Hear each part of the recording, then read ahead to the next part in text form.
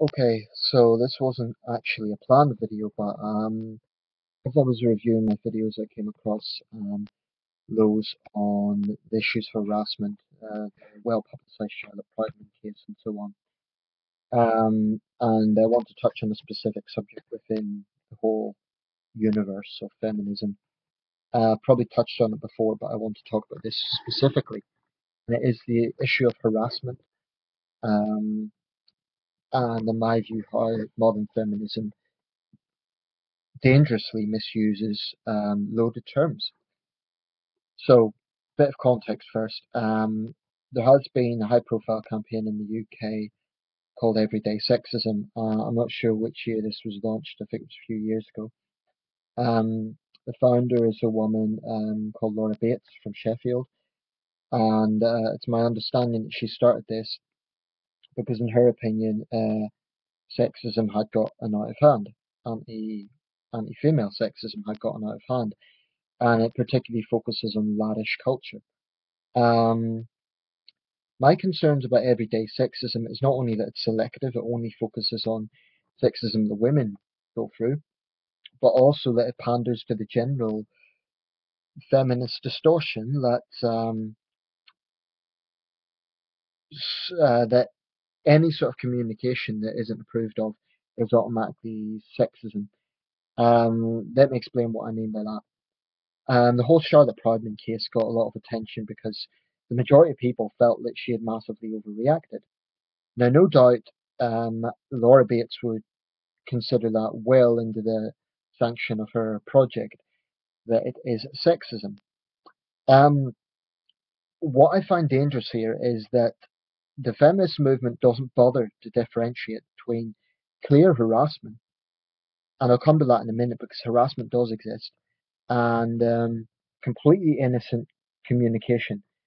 This is something that is very dangerous, and I believe it's going to actually create a huge barrier between men and women.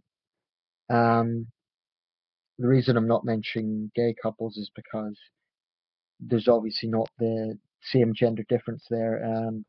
There is the role play, of course. There's a more masculine side, the more feminine side, but generally speaking, this is going to cause serious problems between heterosexual people, and I'm a bit concerned about it.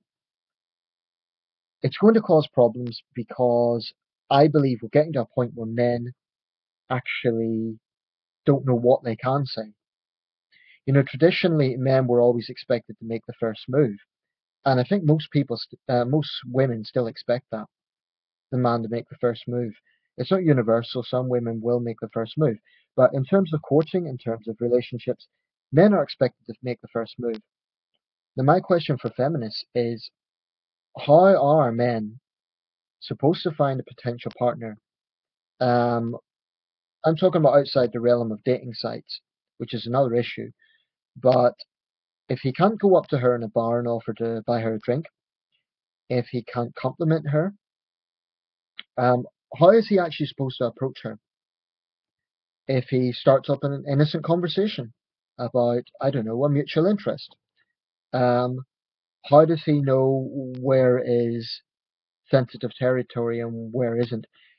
I believe that because the feminist movement panders so much to this notion of sexism and misogyny, which in my view they massively misuse those words, but I do think that a lot of men are going to be put off dating because they simply won't know where, they'll think, am I being judged the whole time? I think that's a very plausible risk. Um, I guess I should go to the issue of harassment because it is a real issue, and feminists will accuse me of ignoring it if I don't talk about it. Um, there is in this country a laddish culture, and there's been reports of it in university campuses in recent years. Now, it's been 10 years since I've been in university, so it would be wrong for me to assume that I know what goes on in campus life today. When I was there, and not to sound like an old man because I'm not, but in my time, there was definitely a laddish culture, and I definitely think that some young men in particular, but sometimes older men as well, don't know when to draw a line, and they can be thoroughly crass. put it one way. And I've personally witnessed this. I have seen young women who I would describe it as harassment when a guy is coming onto her and he doesn't know when to draw a red line. I'm not talking necessarily about sexual assault, but just comments that are clearly crossing a line. Um, and I've seen, for example, a guy joke about gang banging a girl. Doesn't mean that he's going to do it, but to say that, especially in her presence, was completely, it was low and it was completely inappropriate. So I think decent guys need to acknowledge that this problem does exist. Those of us who are critical of feminism need to acknowledge that this isn't completely, made up. There is something in this. There is definitely harassment in society. Okay, so we acknowledge that, we condemn it, and yes, something should be done about it.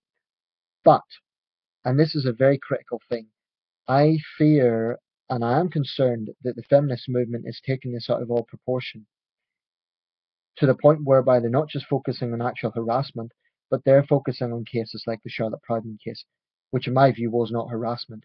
She contacted him first. I've already covered that in another video. That cannot.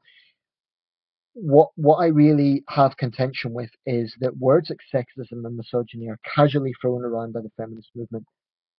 I don't know how, in any rational thinking, a compliment can be translated as being either sexist or misogynist. Sexist, well, if we are to take the definition of sexism as discriminating against someone based on their gender, doesn't fit into that. If we are to take the definition of misogyny, which is what it is, to be hatred of women and girls, again, I don't know what sort of line of thinking complimenting a woman translates as hating her. Doesn't make any sense. Now, Charlotte Proudman claimed that he was objectifying her, but his comment, the exact word he used, was stunning. And I know I keep going back to this case, but it has become something of a template. Um, Now, granted, there will be men who do go over the top. They do cross a red line and they'll be overtly sexual and make a woman uncomfortable. What I would say is any man that crosses a red line knowingly, when the woman has rejected him and he continues to do it, that is harassment. I completely agree. But the Charlotte Proudman case shows that there are feminists out there who will take an innocent compliment as harassment. Um, I do believe this is going to destroy relationships because it is going to make an increasing number of men wary about anything they say. And the byproduct of that is an increasing number of women are going to feel that they're not being looked at by men. They're going to feel lonely. And, I defy any woman to honestly claim that at some point in her life she doesn't want to be called beautiful by a man. I think that is human nature. In the same way men want to be complimented by women, it is completely human nature. There's nothing wrong with that. But I think we are getting to a point where these terms are just being so casually thrown around that they're losing meaning. And it's becoming another example is that now infamous video, 7 hours or whatever it was, walking through New York City as a woman. And it basically highlighted some men wolf whistling, a few others saying hello. Um, my response to that was that some of those comments may be construed as inappropriate, but you have to consider if she was walking through New York City, one of the world's biggest cities, for 7 hours, and they come up with a 5 minute video or whatever it was, with that said a few dozen guys saying hello, that doesn't say a lot, and unfortunately the byproduct was it vilified all the men in New York City. Feminists will say this is not their intention, but when you repeatedly focus on a specific community, in this case men, when you repeatedly play the victimhood card, and when you repeatedly use language that divides men and women, then, in my opinion, you're a divisive movement. So that's all I'm going to say. I'll leave it there, but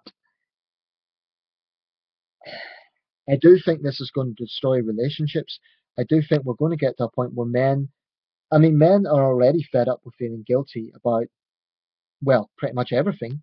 But what frustrates me is there's no attempt whatsoever by the feminist movement to differentiate between compliments and actual harassment. Actual harassment is a serious matter. It should be condemned and it should be challenged. Absolutely. I'm not trivializing it for a second. It can leave a woman or a man, for that matter, because let's not forget it works the other way around as well. It can leave the victim feeling scared, vulnerable, insecure, all the rest of it. It's a serious business. It's a serious matter. So in no way am I trivializing that, but I don't trust a movement like everyday sexism simply because I believe it misuses the word. Um, Also, it's gender selective, so it's hypocritical. Automatically, it is hypocritical because she completely ignores casual sexism against men. And those who say that that doesn't exist are underestimating the fact that it clearly does. Feminists can get away with casually slandering men in a way that is shameful. And our media, in my view, this is a disgrace, but there's no balanced coverage whatsoever. Feminists will complain about lads' mags and the Sun and so on. And I'm no fan of those publications, but there's large segments of the media give feminists a free rein to spew out their propaganda. I've mentioned this before. I don't think there's a balance in terms of, feminists will be invited onto their own news programs and talk shows and all the rest of it, and they can just promote their propaganda and not be challenged at all, pretty much. And if it's a female newsreader, and this is not to generalize, but I'm afraid it is true, that when it's a female presenter and a feminist, the female presenter will just basically kowtow to her line of thinking. She won't be objective, she won't do her job and actually ask objective questions. You'll just kind of go along with it and say, more or less agree with what the feminist is saying. So that's disgraceful. Um, that's not to generalize. I'm not saying every woman in the media is like that, but unfortunately, it is a trend. Um, So yeah, feminism is divisive. I've said that before, and I absolutely stand by it for what I'm trying to get at with this video, which is that we are at a state where, incidentally, the reason I keep licking my lip is because I've got a bit of an ulcer. Just in case you're wondering about that, it's a little bit painful. Um, yeah, I'm concerned because men will not know what they can actually say, and we're going to get to. I didn't mention this before, but there was a study done recently. In the States that showed that elderly, or not elderly, but older male bosses are going to be reluctant to help younger female colleagues, let's say with a work matter, in case they're accused of harassment, or in case it's misunderstood as them coming on to the younger woman, when it might be completely innocent and he's only doing his job in the same way that he would be trying to help out younger male colleagues. Um, there's a very real risk here that men are going to be misunderstood. What if a woman is struggling with baggage on a train? Can a man help her or not? Feminists have to answer these questions because they are largely responsible for creating that mistrust. Let me know your thoughts.